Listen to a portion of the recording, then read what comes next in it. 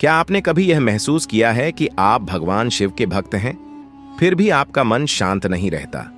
क्या कभी ऐसा हुआ है कि आप रोज नाम जप करते हैं, मंत्र सुनते हैं, शिव का ध्यान करते हैं, लेकिन भीतर कहीं एक बेचैनी, एक हलचल, एक अशांति बनी रहती है?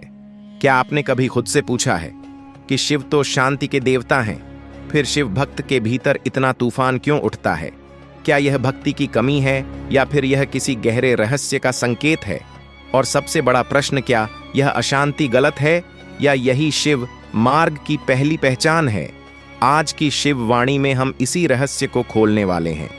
यह कथा नहीं है, यह उपदेश नहीं है, यह एक आईना है जिसमें हर सच्चा शिव भक्त स्वयं को देखेगा।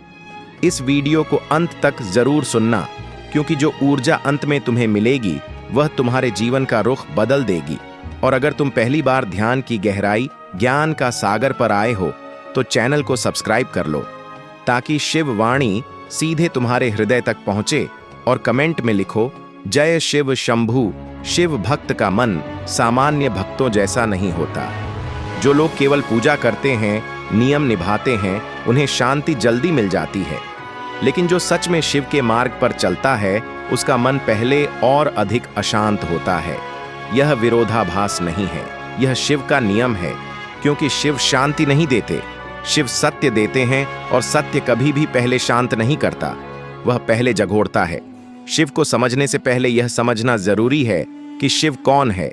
शिव कोई मूर्ति नहीं है, शिव कोई सीमित देवता नहीं है। शिव वह चेतना है जो सृष्टि से पहले भी थी और सृष्टि के बाद भी रहेगी।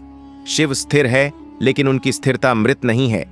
वह स्थिरता इतनी जीवित है कि उसमें संपूर्ण ब्रह्मांड नृत्य करता है। इसलिए शिव का प्रतीक तांडव है।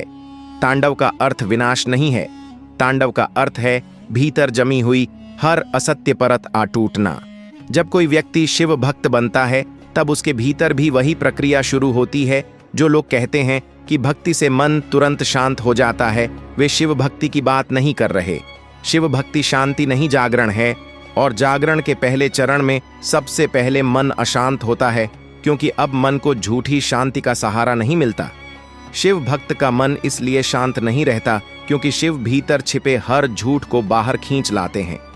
जो बातें आप वर्षों से दबाकर बैठे थे, डर, क्रोध, वासना, ईर्ष्या, अपराध बोध, शिव उन्हें सतह पर ले आते हैं। और जब दबा हुआ कुछ भी ऊपर आता है तो हलचल होती है। इससे ही भीतर का तांडव कहा गया है। शिव का मार्ग राजमार्ग नहीं है, यह कोई आरामदायक यात्रा नहीं है, यह श्मशान का रास्ता है। श्मशान का अर्थ मृत्यु नहीं, बल्कि वह स्थान जहां झूठी पहचान जलती है। जब आप शिव की ओर चलते हैं तो आपकी पुरानी पहचान, आपकी बनाई हुई छवि, आपकी सामाजिक परतें सब जलने लगती हैं। और जब कुछ जलता है तो शांति नहीं ताप होता है। कि यही कारण है कि शिव भक्त अक्सर खुद से लड़ता हुआ दिखाई देता है। वह एक दिन अत्यंत भावुक होता है, दूसरे दिन अत्यंत शून्य। कभी वह ध्यान में डूब जाता है, कभी वह संसार से परेशान हो जाता है। यह असंतुलन नहीं है, यह संक्रमण काल है। यह उस अवस्था का संकेत है जहां पुराना मन टूट रहा है और नया अब भी पूरी तरह बना नहीं है। शिव भक्त का मन इसलिए भी अशांत रहता है क्योंकि शिव उसे समझौता करना नहीं सिखाते। शिव कहते हैं, जैसा है वैसा देखो, दुनिया से भागो मत, झूठ से समझौता मत करो। और जब कोई व्यक्ति समझौता करना छोड़ देता है तो उसका मन पहले अशांत होता है, क्योंकि अब वह खुद को धोखा नहीं दे सकता। ध्यान से समझो, संसार के अधिकतर लोग झूठी शांति में जी रहे हैं। वे अपने दुखों को दबा देते हैं, व्यस्तता में छुपा देते हैं, मनोरंजन में डुबो देते हैं। उन्हें लगता है कि वे शांत हैं, लेकिन शिव भक्त ऐसा नहीं कर पाता, क्योंकि शिव की उपस्थिति में झूठ टिक नहीं सकता। शिव भक्त का मन इसलिए भी अशांत रहता है क्योंकि वह प्रश्न पूछने लगता है। वह जीवन को स्वीकार नहीं करता, वह जीवन को समझना चाहता है। वह पूछता है, मैं कौन हूं, मैं क्यों हूं, मृत्यु क्या है, बंधन क्या है, मुक्ति क्या है। यह प्रश्न मन को स्थिर नहीं रहने देते, लेकिन यही प्रश्न अंततः मन को मुक्त करते हैं। शिव स्वयं प्रश्न है, इसलिए उनके भक्त भी प्रश्न बन जाते हैं। जो प्रश्न बन जाता है वह शांत कैसे रहेगा? लेकिन यही बेचैनी एक दिन गहरी स्थिरता में बदलती है। जैसे समुद्र की सतह पर लहरें होती हैं, लेकिन गहराई में पूर्ण शांति होती है। एक सच्चे शिव भक्त के भीतर दो स्तरों पर प्रक्रिया चलती है। ऊपर मन अशांत है, नीचे चेतना जाग रही है। ऊपर विचारों का शोर है, नीचे साक्षी जन्म ले रहा है। यही भीतर का तांडव है। तांडव केवल नृत्य नहीं है, वह एक क्रांतिकारी परिवर्तन है। इसलिए यदि आप शिव भक्त हैं और आपका मन शांत नहीं रहता तो खुद को दोष मत दीजिए। यह संकेत है कि प्रक्रिया सही दिशा में चल रही है। गलत वह नहीं जो अशांत है, गलत वह है जो झूठी शांति में सोया हुआ है। शिव भक्त का मार्ग पहले अंधकार से होकर जाता है। यह अंधकार भयावह लगता है, लेकिन यही अंधकार दृष्टि देता है। जैसे बीज अंधेरे में फूटता है, वैसे ही चेतना भीतर के अंधकार में जागती है।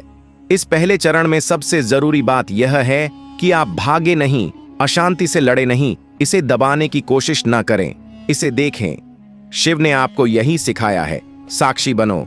जो दिख रहा है उसे देखो, जो उठ रहा है उसे उठने दो।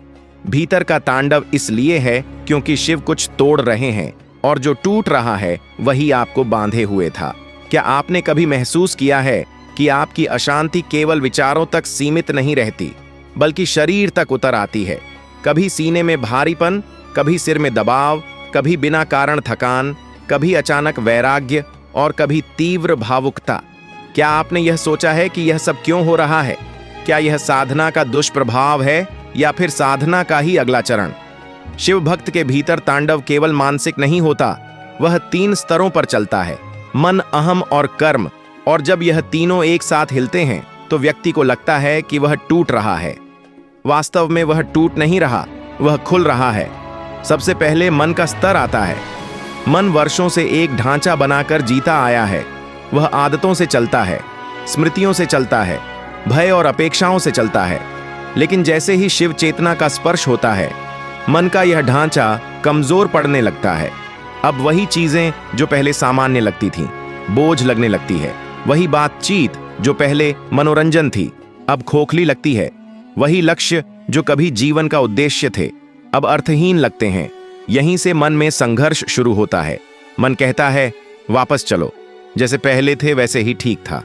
लेकिन भीतर से एक मौन आवाज आती है, अब पीछे लौटना संभव नहीं है। यही टकराव अशांति पैदा करता है। शिव भक्त का मन इसलिए शांत नहीं रहता क्योंकि वह 2 दुनियाओं के बीच खड़ा होता है, पुरानी आदतों की दुनिया और नई चेतना की दुनिया, और बीच की भूमि हमेशा अस्थिर होती है। दूसरा स्तर है अहंकार।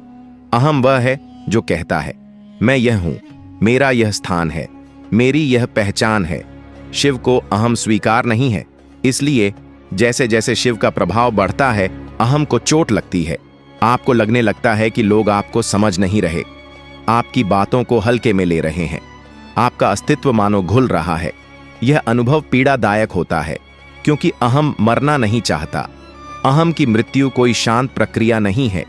ये चुपचाप नहीं होती, ये प्रतिरोध करती है, लड़ती है, डराती है।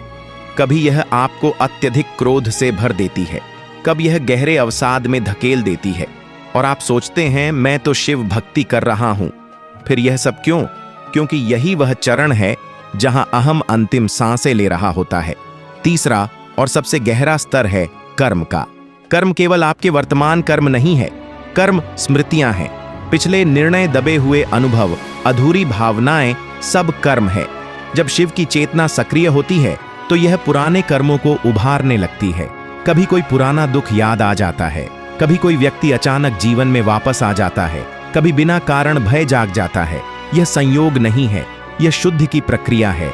इसीलिए शिव भक्त के जीवन में अचानक उलट पुलट होने लगती है। रिश्ते टूटते हैं, काम बदलता है, रुचियां बदलती हैं। लोग कहते हैं यह व्यक्ति बदल गया है।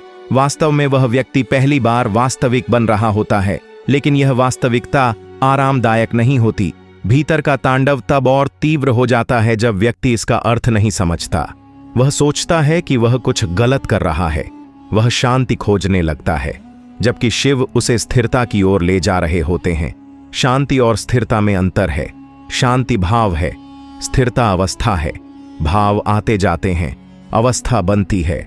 शिव भक्त को इस चरण में सबसे बड़ा भ्रम यही होता है कि वह शांत नहीं है, इसलिए उसकी साधना असफल है। लेकिन सत्य इसके उलट है। यदि साधना गलत होती तो कुछ भी नहीं बदलता। अशांति परिवर्तन का प्रमाण है।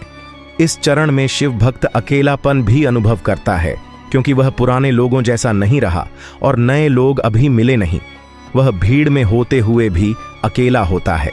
यह अकेलापन दंड नहीं है, यह प्रशिक्षण है।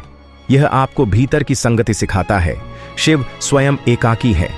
कैलाश पर कोई भीड़ नहीं है, इसीलिए जो शिव की ओर बढ़ता है उसे भी एकांत से गुजरना पड़ता है। यह एकांत डरावना लगता है, लेकिन यही वह भूमि है जहां आत्मसंवाद शुरू होता है। भीतर का तांडव तब चरम पर पहुंचता है जब व्यक्ति नियंत्रण छोड़ना शुरू करता है। मन नियंत्रण चाहता है, अहम नियंत्रण चाहता है, लेकिन शिव मार्ग पर नियंत्रण टूटता है।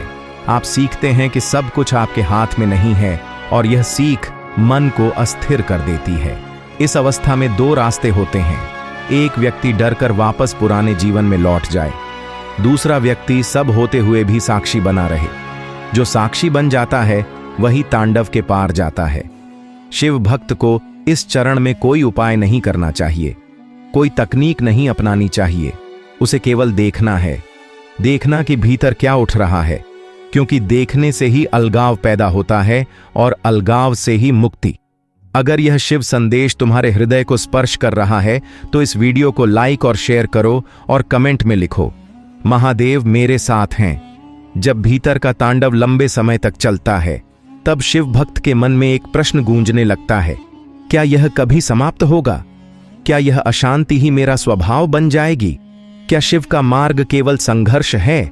यही वह मूड है जहां अधिकतर लोग टूट जाते हैं, लेकिन जो यहां टिक जाता है वही उस द्वार तक पहुंचता है जिसके पार कुछ बिल्कुल अलग घटता है।